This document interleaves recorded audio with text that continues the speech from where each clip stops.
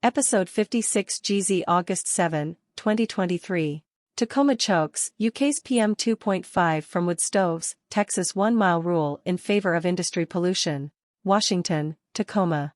RAWSEP view, this editorial asking for attention to be paid to marginalized communities affected by wildfire smoke is of interest to residents against wood smoke emission particulates because it describes the adverse health effects of all wood burning. Also, some see and even experience the adverse health effects of Canadian wildfire smoke invading parts of the United States in the last 2 months do not make the connection between all types of wood smoke causing adverse health effects. Coverage of the Canadian wildfire incursion into the United States on online media, TV news, and even newspapers still distributed in paper form do have some effect on public education and sending persuasive messages to the average person asking them to pay attention to pollution from wood burning. Near neighbors of indoor residential wood burners are still canaries in a coal mine, the first affected because they are the closest, in a hyper-localized place, to a source of wood-burning air pollution that other people may not sense through sight, smell, taste, or touch because those people are farther away. That is why hyper-localized PM2.5 monitors in the yards of near neighbors of indoor residential wood burners are essential in regulating the PM2.5 pollution from indoor residential wood burning. E P A $100,000 PM2.5 monitors are put up near industrial facilities, usually not in residential neighborhoods where hyperlocalized indoor residential wood burning occurs, emitting particulate matter of 2.5 micrometer size, the perfect size to infiltrate the human lung, setting off a cascade of human health problems and early deaths, primarily for near neighbors to begin with, like canaries in a coal mine.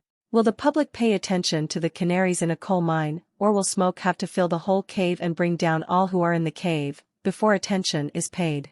The message about harm to human health from indoor residential wood burning needs to be put out there. This editorial says that we cannot rely on mainstream media to do this in an effective way yet. Washington, Tacoma, editorial. The Northwest is choking on wildfire smoke. Residents deserve better national coverage. Opinion. Yahoo Sports.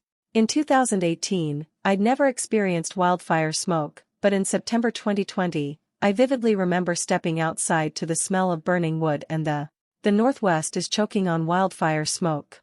Residents deserve better national coverage. Opinion. August 6, 2023. Before moving to Tacoma, Washington, in 2018, I'd never experienced wildfire smoke, but in September 2020, I vividly remember stepping outside to the smell of burning wood and the taste of ash. Excerpts edited by RAWSEP for brevity and clarity and relationship to residents against wood smoke emission particulates. A thick orange haze had settled over my neighborhood, a smoky blanket suffocating life. The 2 HEPA air filters I purchased on a whim worked overtime to filter the air inside my home. Cleaning them required the removal of a slick, grimy film that filled me with disgust. People were breathing this. Now, in 2023, smoke events are familiar during wildfire season in the Pacific Northwest and, now, across the country. The Tunnel 5 fire, which has burned more than 500 acres in southern Washington, threatens homes and businesses here. The untold health burden from wildfire smoke is particularly on socially marginalized communities. Wildfire smoke, laden with harmful particulates, takes a toll on our health.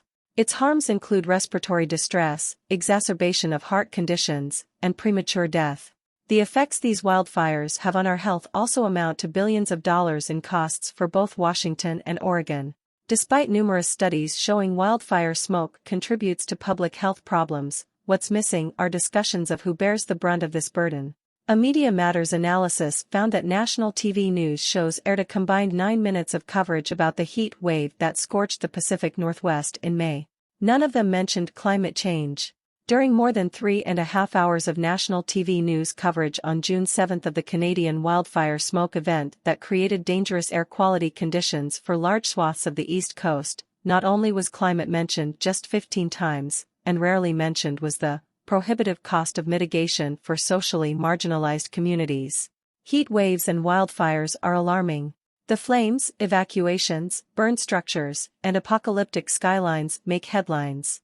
Meanwhile, the less visible but equally deadly health effects of the smoke, and the systemic disparities they underscore, are lost in the haze. News outlets should do more than report the obvious. We need climate action. The opinion writer is a Tacoma, Washington resident and a senior researcher on the Climate and Energy Program at Media Matters for America. United Kingdom. RAWSEP View. This Telegraph article covers many topics in air pollution and in the aggregate, downplays indoor residential wood burning in the United Kingdom, although indoor residential wood burning in the United Kingdom is the leading source of PM2.5 pollution in United Kingdom, followed by traffic. This article also does not mention the July 22, 2023 withdrawal of approval of ecodesign wood stoves by the Mayor London Sadiq Khan. That withdrawal of approval was significant because it acknowledged what had been known for years, that indoor residential wood burning has higher CO2 and PM2.5 emissions than the fossil fuel coal burning, and wood burning has 450 times more emissions than the fossil fuel natural gas burning. From this long article, the sections on indoor residential wood burning, or statistics relevant to indoor residential wood burning are included, as well as the heartbreaking story of the death of Ella Adukasi Deborah at age 10 in 2013, from air pollution. Ella Adukasi Deborah died at age 10 on February 15, 2013. Died as a result exposure to air pollution from London traffic, but her mother Deborah has spoken out for the regulation of wood-burning stoves in the United Kingdom, since both sources of pollution emit PM2.5 at dangerous levels. At this time, there is a two-pronged attempt to control PM2.5 air pollution in London: regulation and shutdown of polluting indoor residential wood burning and creation of a ULEZ zone, where automobile traffic in some London areas is regulated. Excerpts edited by RAWSEP for brevity and clarity and relationship to residents against wood smoke emission particulates. Ella Adukasi Deborah grew up 30 yards from the railway bridge, in the home her mother Rosamund had lived in for more than a decade. In 2010, just before Ella turned 7, Rosamund took her to the GP to assess a peculiar cough. Within 2 months she was in intensive care, one of about 30 hospital admissions that would follow over the next 2 years. The eventual diagnosis was hypersecretory asthma, a rare and dangerous variant that periodically floods the lungs with mucus. This condition almost always affects children, who usually grow out of it. But Ella never had the chance. On February 15, 2013, 3 weeks after her 9th birthday, Ella suffered a severe asthma attack and passed away. An inquest the following year ascribed her death to acute respiratory failure. Ella Adukasi Deborah's school bag still hangs in the family sitting room, where she left it 10 years ago. Ella used to worry people might forget her and move on, her mother has said. Rosamund has channeled her grief into building a legacy that should ensure they won't. Rosamund, mother of Ella Adukasi Deborah, with Chris Whitty and Sadiq Khan. Last year, the Clean Air, Human Rights Bill, also known as Ella's Law, passed in the House of Lords, the culmination of a long crusade that in 2022 earned Rosamund a CBE for services to public health. Yet to pass in the Commons, it would require public bodies to review pollution limits and establish a commission to scrutinise government action, with the intent of bringing air quality in every UK community up to minimum WHO standards within 5 years. It would also enshrine the right to breathe clean air. To some extent, the Clean Air, Human Rights Bill is symbolic, proposing certain limits that one air pollution specialist tells me would be unachievable anywhere on Earth, even Antarctica. But as an inspiration, the purest expression of a young child's idealism, this dream of a flawless, fresh air future seems entirely appropriate. Ella Adukasi Deborah. Ella's grieving mother only considered the influence of airborne pollution later, when a neighbor shared their research into local air quality measurements. In the evening when she had her last asthma attack, Rosamund Adukasi Deborah told a reporter from Energy Live News, Lewisham had one of the worst air pollution episodes ever. This revelation would catalyze a tireless campaign, which in December 2020 finally won her a second inquest into her daughter's death. Professor Sir Stephen Holgate, an authority on air quality, told the Southwark court that Ella was a canary in the coal mine on account of her exceptionally sensitive airways. When I had the opportunity to look at her lungs on the microscope, he later said, I saw that the lining was largely stripped off. Prolonged asthma can erode this lining, and therefore the chemicals in the air would interact with the nerves and the tissues directly. Coroner Philip Barlow delivered an historic verdict. Air pollution was a significant contributory factor to both the induction and exacerbation of Ella's asthma, he concluded. During the course of her illness between 2010 and 2013 she was exposed to levels of nitrogen dioxide and particulate matter in excess of World Health Organization guidelines. The principal source of her exposure was traffic emissions. It was the first time a UK court, in fact, it's thought, any court in the world, had listed air pollution as a cause of death. The expert consensus suggests it is unlikely to be the last. The UK's Committee on the Medical Effects of Air Pollutants, COMEP, estimates that 29,000 to 43,000 Britons over 30 die every year as a consequence of air pollution, part of a global annual toll of premature deaths that the World Health Organization, WHO, puts at a staggering 7 million. Long-term exposure to airborne pollutants has been reliably linked to an elevated incidence of cancer, asthma, strokes, heart disease and diabetes. Air pollution in Northampton is equivalent to indirectly smoking 189 cigarettes a year. United Kingdom. How air pollution became one of the UK's deadliest problems. EHN. Environmental health news. From yulas to woodburners, every breath has become a battleground, but what can be done about it, asks Tim Moore in The Telegraph. How air pollution became one of the UK's deadliest problems. The Telegraph. The Telegraph. From yulas to woodburners, every breath has become a battleground, but what can be done about it? Air pollution in Northampton is equivalent to indirectly smoking 189 cigarettes. The principal culprit may come as a surprise. Wood-fired stoves have become the single biggest source of small particle air pollution in the UK, writes Owens, fully 3 times worse than road traffic. From yulas to woodburners, why every breath is a battleground. August 6, 2023. Excerpts edited by RAWSEP for brevity and clarity and relationship to residents against wood smoke emission particulates. Every new study and report seems to elevate the malignant potency of PM2.5, a correlation with infertility, another with low birth weight. Tim Dexter, Clean Air Lead at the charity Asthma Plus Lung UK, says, PM2.5 is the air pollutant most harmful to human health. Altogether, it's the 5th biggest cause of death in the world, writes J. Owens in her new book, Dust, The Modern World in a Trillion Particles. If London's air was compliant with World Health Organization standards for PM2.5, she notes, we'd all gain on average an extra 2.5 months of life. Some would gain much more. One report estimated that in 2017, exposure to PM2.5 was linked to 3,799 fatalities in London, 1 in 16 of the capital's total death toll in people aged 25 and older. In Newham, one of the most polluted boroughs, the estimate for 2020 was 1 in 13 deaths. After a steep drop from 1990, linked to cleaner diesels and industrial combustion techniques, total UK PM2.5 emissions have remained stubbornly static since 2010. The principal culprit may come as a surprise. Wood-fired stoves have become the single biggest source of small particle air pollution in the UK, writes Owens, fully 3 times worse than road traffic.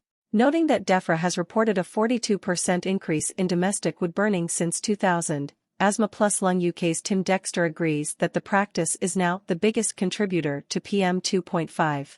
He points out that 46% of those who burn wood at home are in the top social class category, suggesting the primary reason to burn wood is not because of its economic or heating benefits, but predominantly for aesthetic reasons, to make the house seem more homely or because of the atmosphere created by a fire. Lewis castigates wood-burning stoves for undoing a lot of good work that has been achieved in other areas, like cleaner vehicles.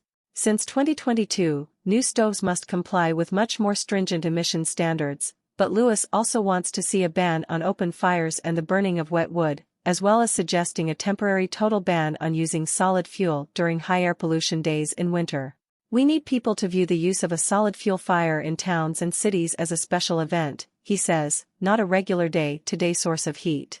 Everyone loves a blazing hearth, but in terms of helping to rid our air of its most damaging pollutant, for the experts this is low-hanging fruit.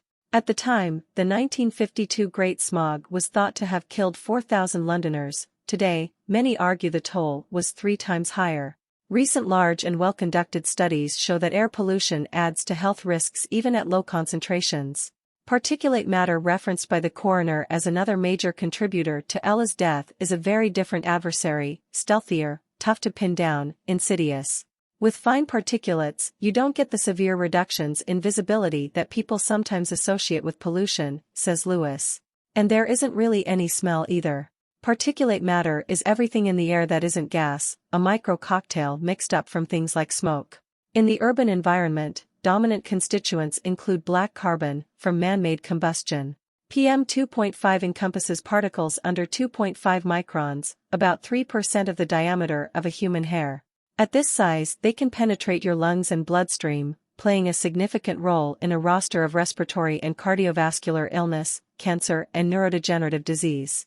The capital and its environs are the fiercest battleground in the fight for clean air, and for reasons that for once have nothing to do with regional favoritism.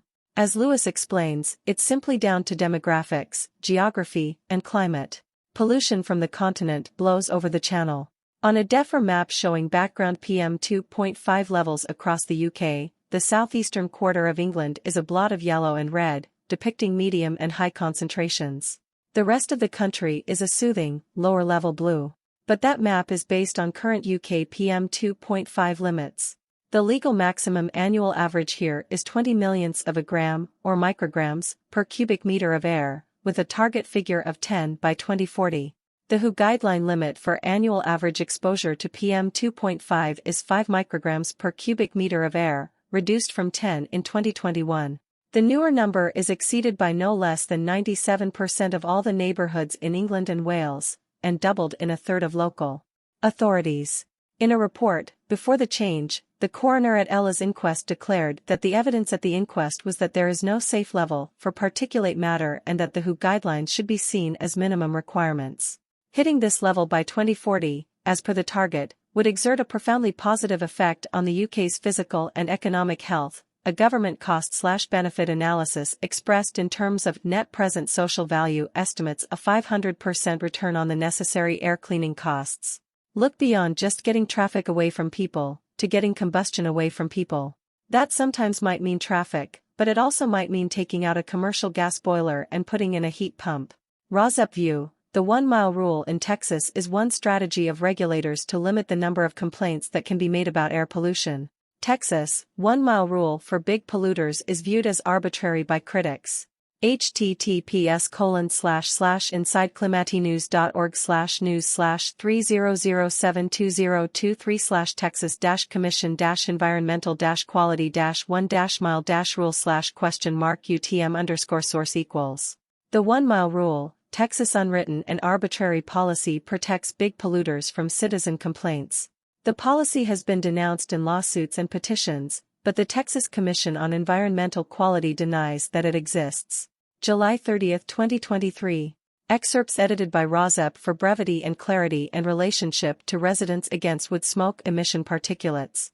On the Gulf Coast in Texas, environmental groups called FOUL in 2021 groups produced an analysis alleging that the company, Max Midstream, underrepresented expected emissions in order to avoid a more rigorous permitting process and stricter pollution control requirements. In its response, Max Midstream cited what it characterized as the quintessential 1 mile test by Texas environmental regulator, the Texas Commission on Environmental Quality, to claim that the groups and citizens involved had no right to bring forth a challenge because they lived more than 1 mile from the Seahawk oil terminal. The TCEQ agreed, rejecting all hearing requests and issuing the permit as initially proposed. But the agency says the 1 mile test cited by the company's lawyers doesn't exist. Indeed, the test is not codified in Texas law or TCEQ rules. Yet it appears consistently in TCEQ opinions going back at least 13 years as a means to restrict public challenges to air pollution permits. Dozens of Texas environmental groups have argued in petitions, now before the U.S. Environmental Protection Agency, that TCEQ unlawfully restricts access to judicial review, including through the 1 mile rule. Litigants in the Max Midstream case have now challenged the use of the 1 mile rule in federal court and are awaiting a hearing set for this fall. Colorado, Pagosa Springs. Dry Lake Fire News Update, 1,372 acres, 11% contained, the Pagosa Springs Sun. The Pagosa Springs Sun. The Dry Lake Fire is burning at the northeast edge of a potential wildfire. https://www.colorado.gov/pacific/cdp/wood-smoke-and-health. Emails of 10 assistant attorney generals preparing to sue the EPA to provide clarity for indoor residential wood stove manufacturers, vendors, and users. Instead, the assistant attorneys general should ask for a complaint-based system in place of the failed wood stove certification program. The states involved are Alaska, Illinois, Maryland, Massachusetts, Minnesota, New Jersey, New York, Oregon, Vermont, and Washington, as well as the Puget Sound Clean Air Agency. Contact emails for the 10 assistant or deputy attorney generals and a general counsel are cody.doig@alaska.gov. Alaska Senior Assistant Attorney General email, Cody Doig. jason.james@ilag.gov. Illinois Assistant Attorney General email, Jason James. Goldstein@oag.state.md.us. Maryland Special Assistant Attorney General email, Stephen Goldstein. Turner.smith@mass.gov. Massachusetts Assistant Attorney General email, Turner Smith. Peter.Serto@ag.state.mn.us. Minnesota Special Assistant Attorney General email, Peter Serto. Lisa.Morelli@law.njoag.gov. New Jersey Deputy Attorney General email, Lisa Morelli. Nicholas.Batino@ag.newyork.gov. New York Assistant Attorney General email, Nicholas Batino. Paul.Garahan@doj.state.or.us. Oregon Attorney in Charge email, Paul Garahan, one of 2 or attorneys. Steve.Novick@doj.state.or.us. Oregon Special Assistant Attorney General email, Steve Novick, one of 2 or attorneys. Nick.Persampieri@vermont.gov. Vermont Assistant Attorney General email, Nick Persampieri. Caroline.Kress@atg.wa.gov. Washington Assistant Attorney General email, Caroline Kress. Jennifer.Scleenair.gov. General Counsel, Puget Sound Clean Air Agency, Jennifer A. Dold. A new icon has been added to the RAWSEP President's website, which is now the nearest right icon. The icon is an ask that has already been described in episodes 56 GB, description of the parties who should be at the table when deciding on safe wood stove emission limits and fenceline measurements, rather than wood stove certification, and emails to contact 10 deputy or assistant attorney generals and 1 general counsel. Those PDFs are included at the icon link.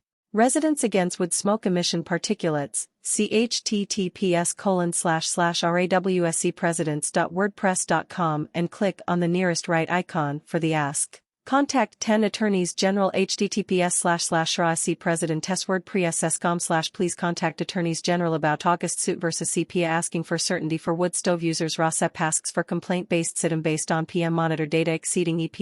To the right of that, Barbie goes to the dating game https://rawseppresidents.wordpress.com. 1 Barbie goes to the dating game / to the right of that, cookies that may contain rocks are recalled https://rawseppresidents.wordpress.com/ cookies that may contain rocks are recalled to the right of that, the fox owns the forest card game. https://rawseppresidents.wordpress.com/ the fox owns the forest card game TBA. Then to the right of that, the latest months, August and July 2023, of PDFs of articles with URLs to search on https://rawseppresidents.wordpress.com/ 1-August-2023-PDFs-of-URLs. And https://rawseppresidents.wordpress.com/ 1-July-2023-PDFs-of-URLs. To the right of that, stickers to hand out for RAWSEP, games such as 1. Bingo for RAWSEP, 2. Crosswords for RAWSEP 3, Endwood Smoke Jeopardy 4, PM2.5 Free Monopoly and Endwood Smoke Monopoly 5, vending machines for PM2.5 monitors, and icon links to 30-minute YouTube videos and Spotify podcasts as well as podcasts.google.com, CastBox and Pocket Cast. Pocket Cast is only free on the phone app. Pocket Cast works on Apple phones, and, below those icons, icon links to monthly URLs of PDFs from June 2023 to May 2022.